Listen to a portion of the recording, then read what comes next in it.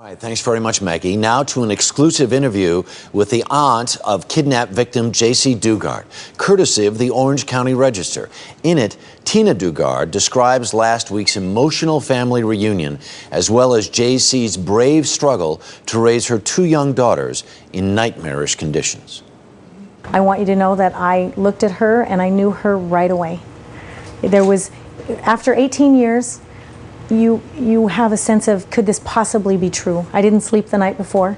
My stomach, my heart was racing. It was horrible. Actually, I did fall asleep and then was almost late to the airport. But she knew me, and she came forward right away and I threw I mean, it was a meeting of the middles.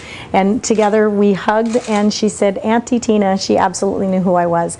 She remembered us. She remembered me right away. She knew exactly who I was. I knew exactly who she was. It was, like I said, one of the happiest moments of my life. I will tell you, I just went forward and cried and hugged and held her as tight as I possibly could. It was surreal and fabulous. Our family is joyous. This is 18 years. You protect yourself. You know, I will tell you, after she was taken the first day, I kept thinking, tomorrow. They'll find her tomorrow. And then it was, oh, for sure by the weekend. They'll find her for sure by the weekend. Then it was, by Thanksgiving, I know it won't pass. Then it became, for sure, Christmas. In fact, I did get it out. Over on the counter over there is the Barbie that I bought for her that Christmas. And so I bought, that was the year the Barbies came out, the special Barbies. There was a lot of heartache through the years. I was there at the 10-year date up in South Lake Tahoe, where we had a dedication of the rock at the local library. And I remember, my personal memory was standing there watching a pink balloon float up into the sky, looking up at a pink balloon thinking, where are you, Jaycee? My sister has spontaneous moments of joy.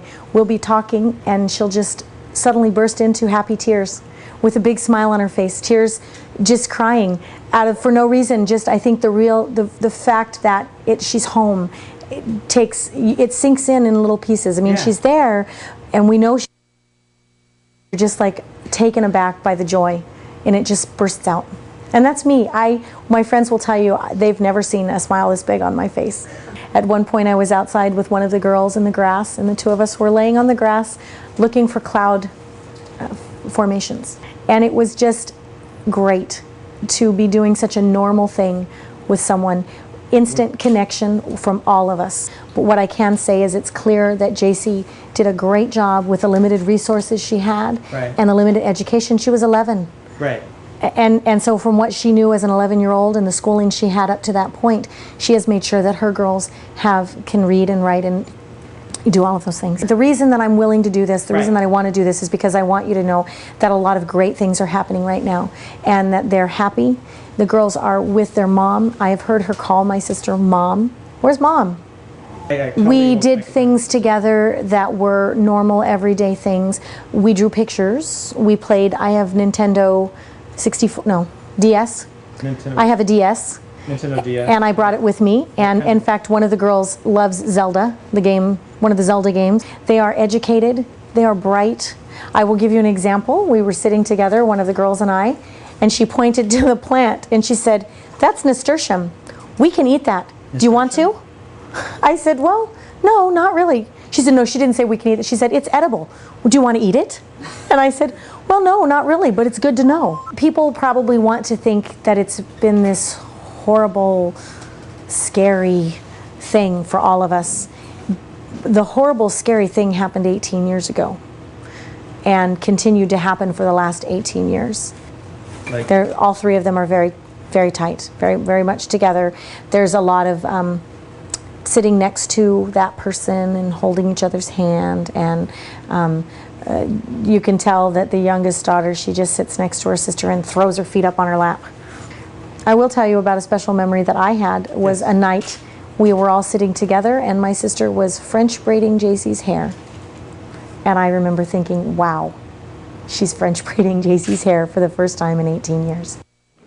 Joining us now is Greg Hardesty of the Orange County Register, the reporter who interviewed Tina Dugard. Good morning. Good morning. Looking at her face and the unbridled joy that she exudes in speaking about her niece and those two little girls gives you a kind of a window on how they are that I don't think we would have had otherwise. What struck you most about the time that you spent with her, and how long did you spend with her? I spent about an hour with Tina, and given the horrific details of the case, you know, I was expecting, you know, some of the darkness and some of the horror of what we know about the case to, you know, be apparent in my interactions with her.